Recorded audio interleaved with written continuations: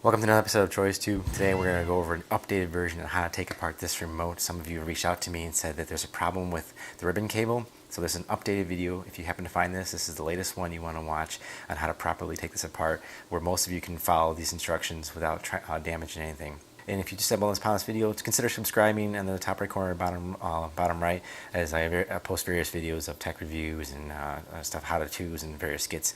Let's move into the video. First, before foremost, if you're going to consider taking this apart, make sure you don't have a warranty. Make sure this is your last option. And if you're going to take this apart, this is your own consent. If you do this and you break anything, this is all on you. I can't show you. I can show you how to do it, but I can't properly do it for you. So you might mess up. So consider that before you even try this, that you might make a mistake, and that will be on you. Okay. So now that said, let's move into the updated version of how to properly take this bad boy apart. So first, let's just flip it over. You don't need to take this out. I would recommend taking out the cable if you have any USB ports. There's 4 main screws that we're going to take apart, and on the edges here. But let's focus on this section here. There's going to be 4 Allen keys that we're going to want to take apart. So let's go over really quick what tools we're going to need. We're going to need a regular size screwdriver. Make sure you have the right sizes so you don't strip any of the screws. A smaller size Phillips. That's for so we'll go over that. A small flathead screwdriver, that's just for propping off some of the things, and then you'll need an Allen key. Now you're going to need an Allen key for this part only. There's 4 Allen keys here.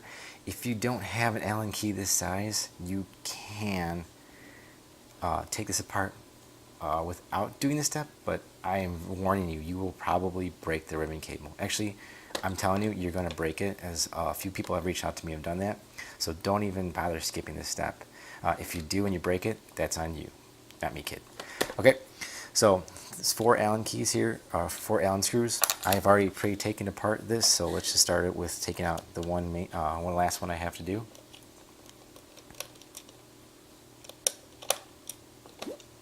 Okay, that slides out. Do the same for all the other remaining 3. Recommend putting the screws in a cup or something like that. You're going to want to pull this out this way. It probably won't come out from the top down. So what I recommend is just putting a flat blade in here. Go soft, almost like no pressure. Don't pressure, because if you do any kind of pressure, you'll damage this. Just like a small smidge or anything, but like it literally just lifts up with not applying any pressure at all, and it uncovers this. Now I already have taken this apart again, but there are 3 Phillips screws here. They're small ones. One will be here, one will be here for you, and one will be here for you. I've taken out these 2, as you can see, and now we're going to use our smaller Phillips screw, and we're just going to unscrew this part. Okay, now why we wanted to do that is because this main ribbon cable here, be as delicate as you can. I cannot stress this enough. You can easily damage this, easily. So what I'd suggest is just no pressure. Just try to pop this up. Put this screw underneath it, and just flip this little tab here any direction you can get underneath it. It might be difficult for you, but again, don't force anything, and then just prop that up. And why I took those screws off is so you can get a better angle to grab this thing and slide it off. Be gentle with it. I recommend don't pulling any farther than this. If you go any farther than that, you're going to pull that out from the bottom, and then you can damage this ribbon cable, and that's bye-bye after that. So again, this is as much slack you're going to get with this thing. All right, now we have that apart. There's going to be 4 main screws here.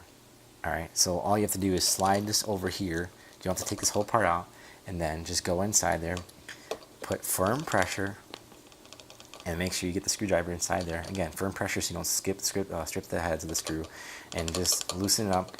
And then you have to, once you got it fully loosened, you're going to have to jiggle around or slide it out, and then put the screws on the other side. Make sure you remember which ones. That's for the same thing for the other side. Bottom one here, I already have this part removed, but all you need to do is just remove these little tab hairs that kind of look like nipples. All right, and we're just going to go inside here and take out the screws as well. Remember, just put enough pressure. You don't want to strip this, and then it slides right out. Cool. Now here's the this part gets a little difficult. You have to prop this open, and I already have it pre-apart, but see how it was made a clicking sound. These are held together just by the plastics clipping together itself by pressure. So go easy because you don't want this ribbon here to catch anything. In fact, I recommend just pushing it inside there if you can. Just get it so that out of the way so that when you crack this open, this will easily slide out. Remember, this is this is the very delicate part. This is the weakness of this whole thing. So you should be able to crack it open with ease. You may need to have a larger flat blade.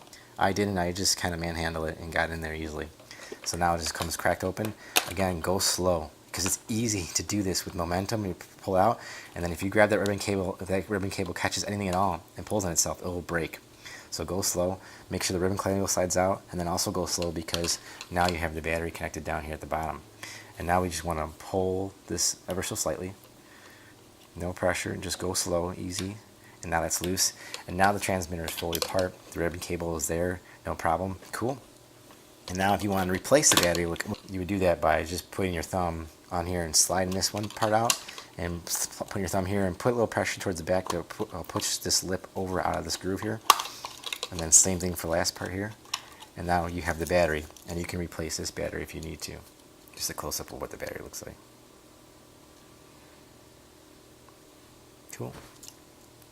And mine won't turn on, and I'm not still too sure why. I've checked the positive leads with the negative leads with a voltmeter, and I've gotten 8.2 volts, or anywhere from 7.8 to 8.2, 8.4, which means the battery is good. So I'm led to believe that there's a problem with the board here, and that I've gone through all these connectors myself and lifted them up, put them back in, reseated stuff. I bet there's an issue with the board though. I bet many of you probably have this problem. A lot of you in the other videos commented on just taking this apart and putting it back together, and the remote worked for you. I've taken this, I'm showing this because mine won't turn on. It only turns on when I actually power it. I'm not too sure why. I reached out to DJI and my warranty just expired, and I really don't feel like sending this in and having them charge me for taking forever to even look at this when I really didn't do any mods to this at all. So now I'm going to show you how to put this back together. It's a similar process. Let's just put the battery back in. Say this is the new battery you did replace. There might be some glue on the bottom. Yeah, there's some sticky tape and glue on the bottom here. Just be gentle when you're removing that. And put the new battery in, and then make sure you put it the same way. Snap this in here, and that one in. And then make sure when you do, you're avoiding any crimping of the wires down here. That probably might have happened when they installed this from the factory. So now we're going to plug this one in, and then we're going to make sure that the grooves are out of its way down there. Okay, and now we're going to, the tricky part here again is I would kind of just get swifty, shift the way in for the ribbon cable to pop its head out like a snake from the hole or something. That's a really dumb analogy. And then just slowly go around and crimp with your hand. Put light pressure because you don't want to crimp any cabling, and it should seat itself in there. Cool. And then I recommend putting a screw in at least one or two the top at the here so that we can make sure that this holds on and we can get the ribbon cable in there easy. So let's say to start with the top one here. So put the screw on the head, and let's make room here.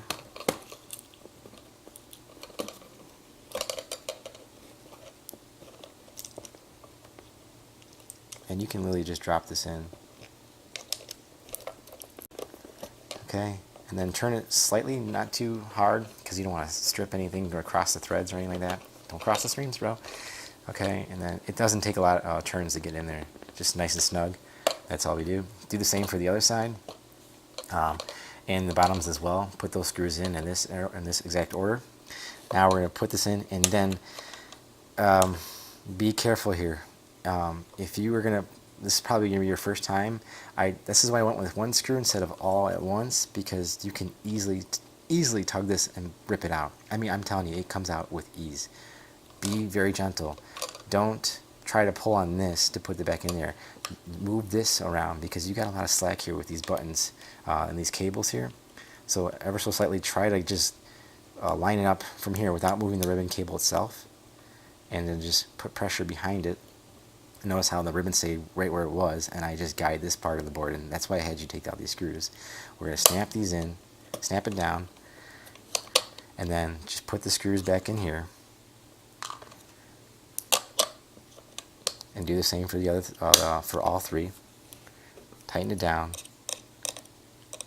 I'm not doing all that just because I want to test something, so I don't want to put everything all back in the spot. Put the other two in here. Add the cover on as well. Again, make sure you put all the screws on. I'm skipping these steps intentionally. And then place one of the screws in here and tighten this all the way down. And do the remainder. So, and then if you didn't put these screws in at last, like I didn't, put the one in about here, put the other two in there, and then put the nipple covers back on, and you should be able to go.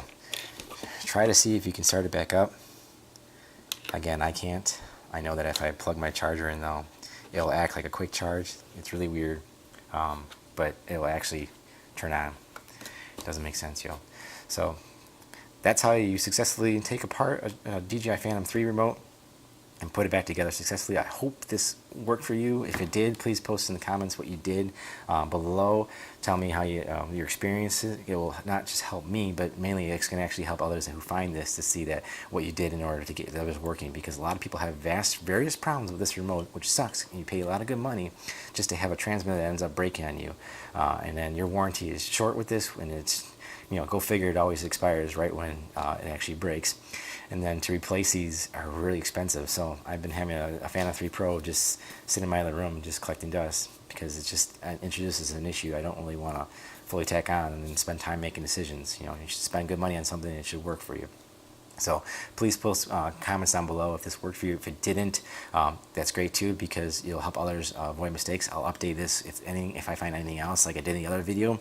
I added comments like that, but people weren't seeing the cards pop out saying what to do, what's not to do. So it inspired me to make just a whole new video and redirect them to this one, to how to properly do it, because a lot of people were taking this part out too aggressively and breaking the ribbon cable. And I also this led me to believe that I wonder if they replaced the ribbon cable with a less quality one, because I didn't have this trouble. A lot of people didn't in the beginning when I posted this, and then towards the end, like recently, people started saying they have issues with the ribbon cable breaking easily. So again, be careful with that ribbon cable. So other than that, I'm Troy on TroysTube. I hope you enjoyed this video. If you did, look down below. Please give me a thumbs up. And while you're also down there, give me a thumbs up. Please click subscribe in either that bottom right corner or the top right corner. Greatly appreciate it. The support will help me continue to make videos to help you and others as well. So that said, I'm Troy on TroysTube. Thanks for watching.